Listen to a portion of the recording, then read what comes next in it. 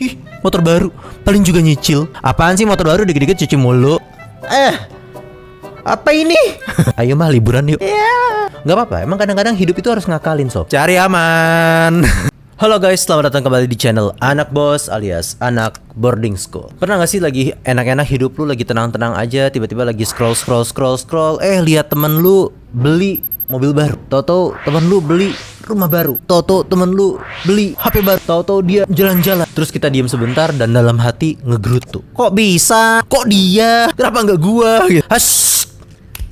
Hati-hati bro. Sebenarnya rasa yang kita rasain itu wajar. Tapi tunggu dulu, jangan berhenti di situ sob. Karena perasaan seperti ini biasa kita sebut dengan iri atau hasad.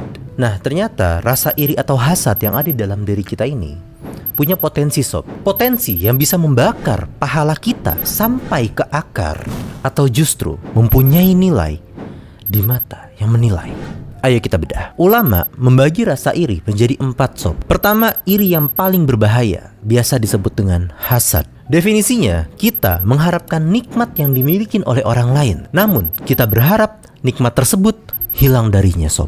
Dalilnya bisa kita lihat di surat Al-Baqarah ayat 109. Wadda katsirun min ahlil kitabi law yaruddunakum min ba'di imanikum kuffara hasadam min 'indi anfusihim. Banyak di antara ahli kitab yang menginginkan kamu untuk berpaling, mengembalikan kamu kepada kekafiran setelah kamu beriman. Hasadan min 'indi anfusihim, karena kedengkian yang ada pada diri mereka sob. Jadi kasarnya orang seperti ini menggambarkan keinginan mereka terhadap nikmat apa yang kita miliki itu hilang sob. Hadisnya juga diriwayatkan oleh Abu Daud. Hasad itu memakan kebaikan sebagaimana api memakan kayu bakar. Kayu bakar itu rapuh, rentan terbakar sob. Kalau udah kena percikan api, dia akan merambat ke yang lain. Ini menggambarkan sebanyak apapun pahala yang kita punya, kebaikan yang kita punya, kalau di diri ini punya rasa hasad, ini bahaya banget sob.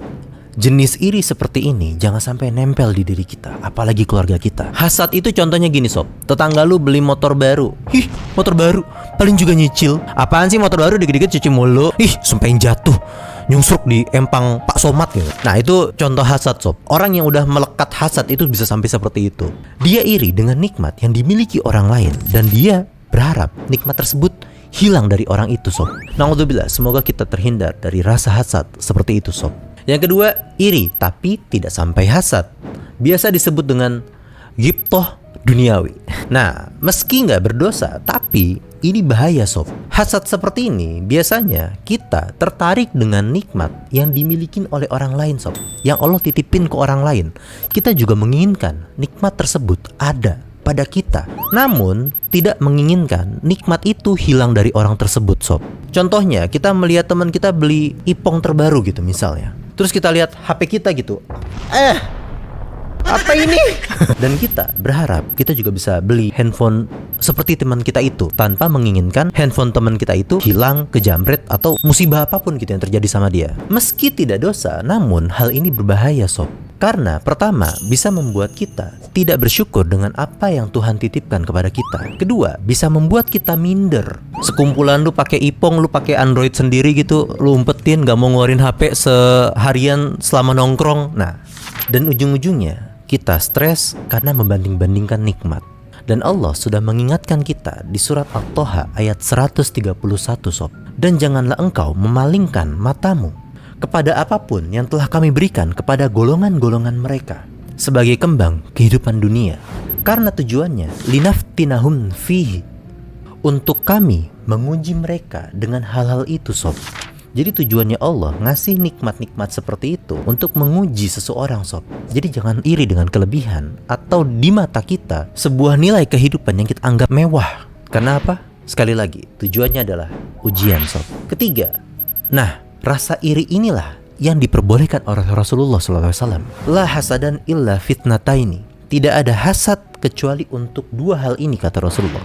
Sebagian hadis menyebutnya, orang yang diberikan Al-Quran di dalam hidupnya, di dalam dirinya, dan dia mengamalkan atau membacanya siang dan malam. Di narasi lain, orang yang diberikan ilmu atau hikmah yang diberikan oleh Allah kepada dia, dan dia mengamalkan hikmah atau ilmu tersebut sepanjang siang dan malam. Dan yang kedua, orang yang Allah titipkan harta kepada dia, dan dia dengan harta tersebut menginfakkannya di jalan Allah sepanjang siang dan malam.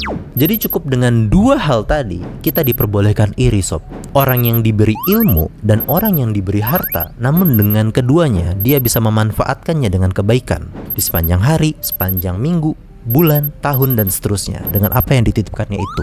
Yang keempat, ini iri yang epik sob. Iri ini bahkan diabadikan di dalam Al-Quran. Al-Baqarah 148. Fastabiqul khairat. Siapa yang gak tahu? Berlomba-lombalah dalam kebaikan. Kita lihat teman kita kok kuat banget dia bangun malamnya, tahajudnya gitu. Nah kalau kita belum di tahap itu atau belum di level itu, kita bisa milih, oh dia kuat di tahajud, kita bisa di sholat sunnah. Nggak apa-apa, kita boleh iri dengan teman kita yang kuat tahajud tadi gitu. Namun kita sandingkan, wah kalau dia kuat tahajud mungkin gue ngaji kali ya mungkin gue bisa ngaji gitu. Atau mungkin gue sholat sunnah rawatib kali ya. Ya apapun itu gitu, karena termotivasi dengan orang lain dalam berbuat kebaikan.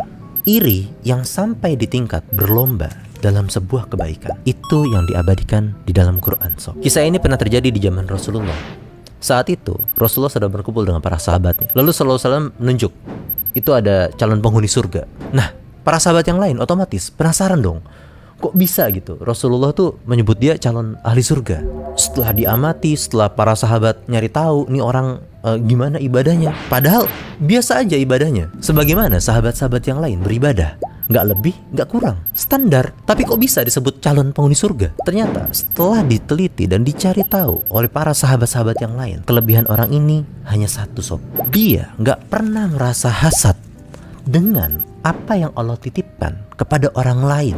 Ini kadang-kadang beda nih sama istri-istri kita. Tuh tetangga refreshing, tuh tetangga liburan, tuh tetangga ke puncak, tuh tetangga camping.